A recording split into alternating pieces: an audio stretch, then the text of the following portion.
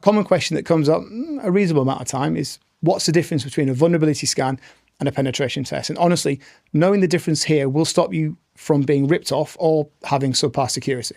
So a vulnerability scan is a piece of software that runs by itself. It checks software versions, registry keys, it looks for known bugs, that kind of thing. But it's automated and it's quick. And while it has its place, it's not a penetration test. We offer managed vulnerability scanning as a service, but we'll never tell you it's as good as a full pen test. A penetration test is a human being replicating the actions of an attacker. It's a top to bottom assessment of whatever is in target. On a rough, let's say 5-day internal infrastructure assessment, this is what I do. I'd run vulnerability scans and a whole host of other automated and manual scans for maybe a day.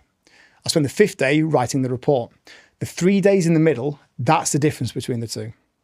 That's 3 days of me pulling on every thread that I find, manipulating every foothold that I find. It's me seeing how far I can take every vulnerability to see if it actually breaks your business or if it's a false positive, of which there's going to be a lot. A scan is a single tool. A hacker uses all the tools available to them, not just one. Think of it like cleaning your house. A vulnerability scan is your Sunday clean. You tidy up the kids' toys, you wipe the surfaces, it looks good, great. A penetration test is the spring clean. You're moving the sofa, you're scrubbing grout, you're defrosting the freezer. You found 650 under the cabinet, a battery, Captain America's shield. I'm talking from experience there.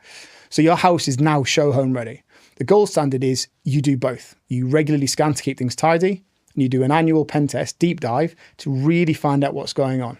If you can't do both, talk to someone and figure out what's right for you. If someone tries to sell you a pen test and tells you it'll take 2 hours and you can do it as often as you want, they're selling you a vulnerability scan.